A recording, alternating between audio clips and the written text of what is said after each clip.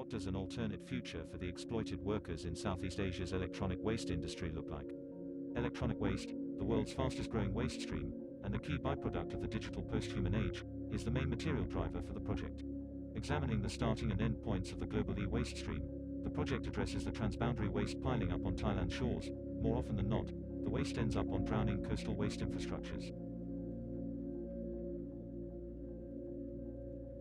Taking refuge in the landfill, the workers acquire infrastructure required to excavate the landfill. Mining the landfill for materials, they build a wall to encircle the landfill, protecting their resources from the encroaching waters.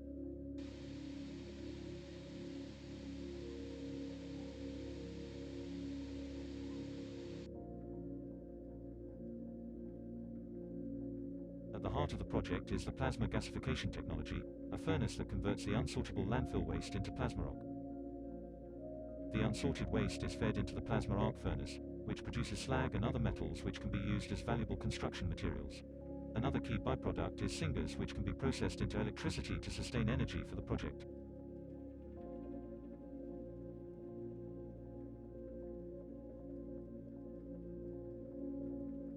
Various infrastructures are employed to extract the waste materials from the landfill.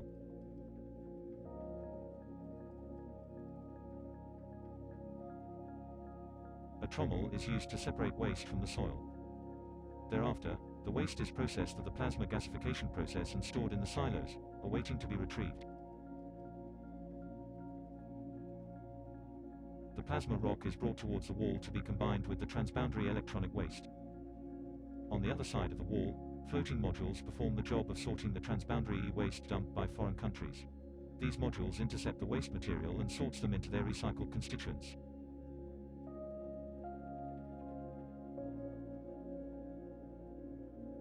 Along the wall, a host of machinery combines the sorted e-waste with the plasma rock. Speculating on a new building material, the plasma rock can be mixed with lightweight composites to produce lightweight concrete. These materials are casted along the wall in a productive belt, to be used for the construction of habitation modules in the later stages of the project. The project attempts to develop hybridized infrastructures based on the plasma arc furnace.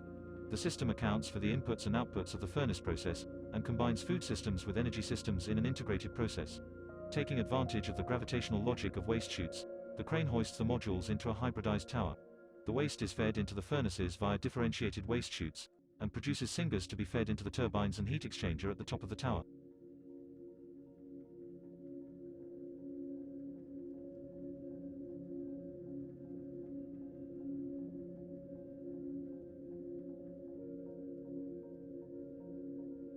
A network of different chutes transport the waste material, slag and water through the tower. Double lift cores service the towers, allowing for efficient access. At the top of the tower, desalination plant enables a clean water supply to the aeroponics system in the tower.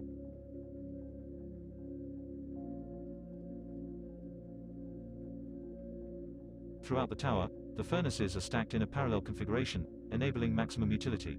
Staggering floor plates provide access to the maintenance area and the habitation decks.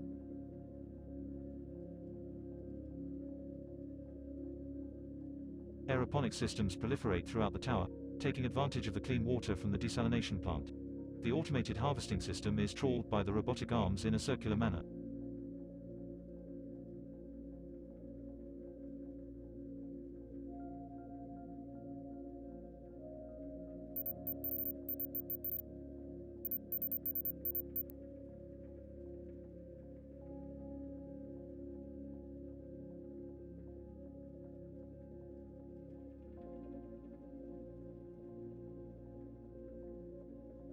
Sky bridges connect the tower core to the habitation modules. Syngas output by the furnaces accumulate at the top of the tower, awaiting to be converted into energy for desalination and electricity.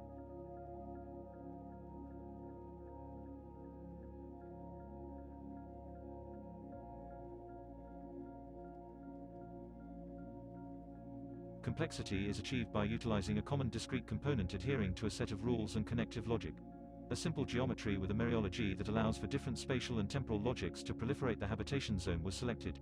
The basic unit is made from a recycled steel wire frame and later infilled with the lightweight concrete slabs to allow for a time-based and responsive aggregation. Each habitation pods can house 2 persons. The habitation zone is made from a kit of discrete components. enabling a dynamic circulation throughout the living zone.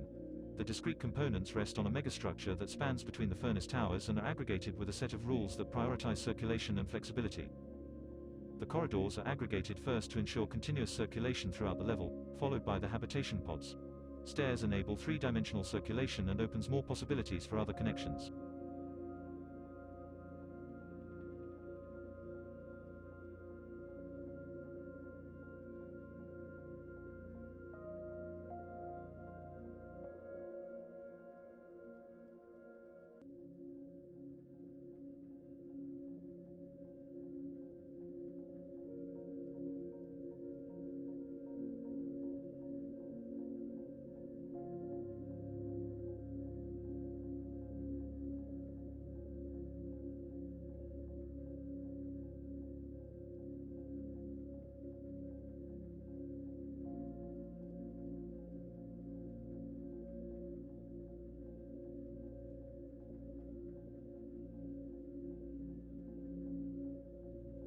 To adapt to the rising water levels and to ensure sustenance, a regenerative aquaculture system is adopted.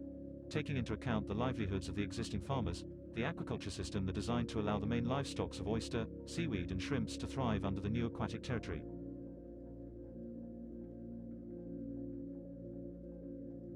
Over time, higher levels of technological adoption allow for increasing automation in the productive systems, emancipating the workers from labor. The aquaculture system grows into a zone for leisure activities to occur. The project invites us into deeper forms of speculation of an accelerating world, in a future where technological progress can overtake some aspects of laborious work. To project the exploited workers into emancipated individuals, new Operaism seeks to redefine autonomy in the form of social activities in a post-labor society. Various social activities are speculated in the form of future, common, spaces, situated above the habitation deck.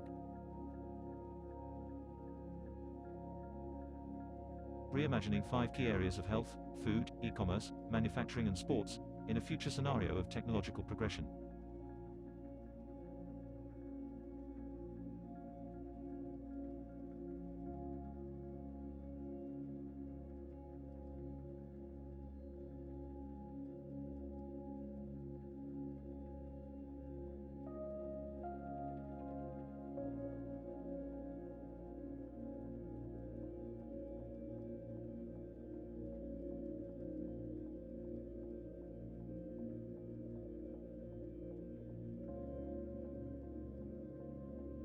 The vulnerable and overexploited community occupy their new aquatic territory by processing the landfill and transboundary electronic waste into building materials, aquaculture and energy systems, augmenting the natural and synthetic systems into a cyborg ecology. A transhuman society established from urgency, the exploited laborers project themselves into an alternate reality, one in which they gain full autonomy by harnessing the power of technology to move into a post-labor future.